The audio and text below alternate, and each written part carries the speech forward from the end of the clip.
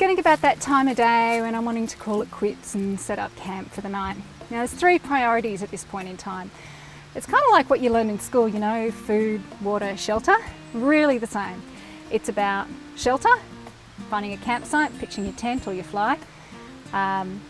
Food, now that is where making a fire is important. And then there's water. So what we're going to do now is we're going to look at building a fire for cooking. Now a cooking fire is not a big fire, it's small, it's really well contained, and it's something that you can control. One of the key things to do is to always, for environmental reasons, you always want to build a fire where there's been one before. So if you're in a campsite where there's obviously clear fire pits, use those. If you're somewhere like where we are now, which is kind of clear virgin bush, there's nowhere that's been a fire, we've got to make a new one. Now, we like to practice leave no trace. Now that means we want to make a fire that's small enough so we can leave it in the morning as though we've never been there. So I'm thinking this place looks all right. There's no overhanging tree branches. And the other really cool thing is I've noticed is that there is a lot of eucalypt around. Now, eucalyptus wood is really the timber we really want to be going for because it's the one with all that wonderful oil inside is going to burn hot and it's going to burn for a long time.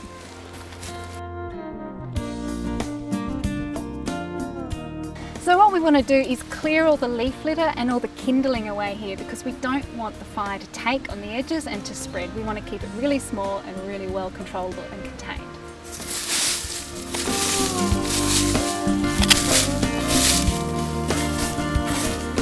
Now obviously for safety, you're not going to be bushwalking by yourself. You're going to be in the bush with your friends, with your mates. Now, one of the great things about that is that everyone can have little jobs to do. So maybe while someone's clearing the ground to make the fire, the rest of us are actually going and getting the firewood. So rather than looking on the ground for when you're getting firewood, the best thing to do is actually to look up first of all. I know that sounds a bit strange, but what you're looking for is eucalyptus and for gum trees. Look for a eucalyptus tree and then go down to the base and look for the fallen timber.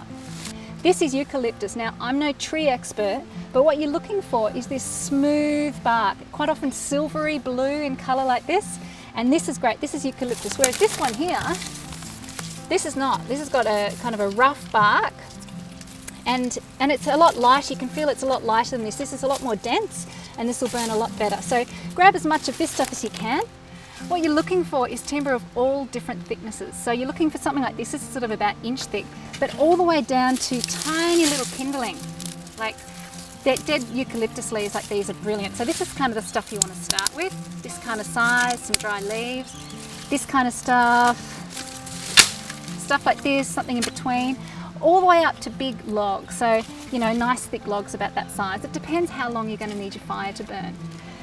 So let's go and collect a whole lot more of this kind of stuff and then I'll show you how to light a fire.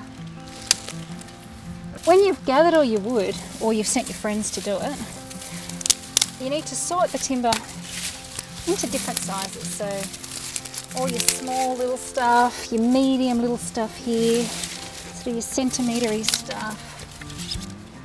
And it's just going to make it easy when you actually start. The reason being, fires tend to be sensitive types and sometimes they don't like being left alone. So once you've started it, you need to keep feeding it to keep it alive. Treat it like a child. Give it love and attention and it'll grow. So fire needs three things to live. It needs heat, it needs fuel, and it needs air. So we've got our fuel, we've got that sorted. Now we need to look at our heat. So I've got my fire lighting kit here. Now, again, it's a Ziploc bag. We love Ziploc bags. Keeps it dry. And inside, I've got a collection of torn up bits of cardboard.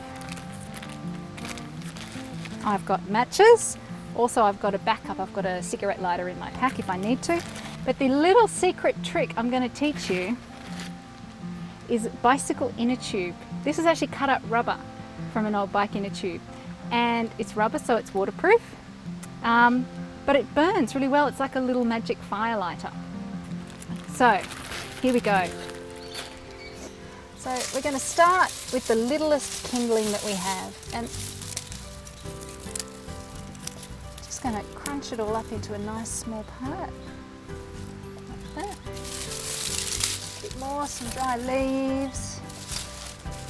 Grab a clump of stuff from over here.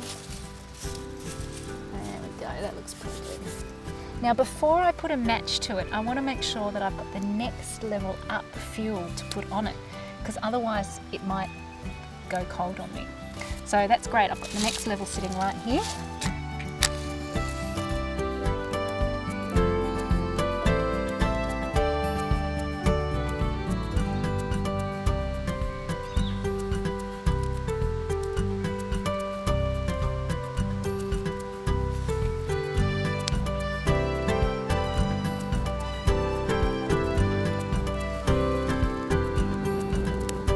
A little bit of gentle breath is going to give you that oxygen that the fire needs as well.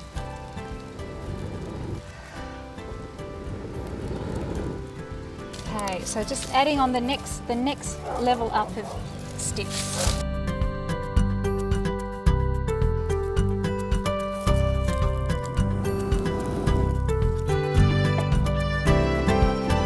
The famous flapper. So it's just a bit of old sleeping foam mat, but no one really sleeps on these days. But it's great for just giving your fire a little bit more oxygen.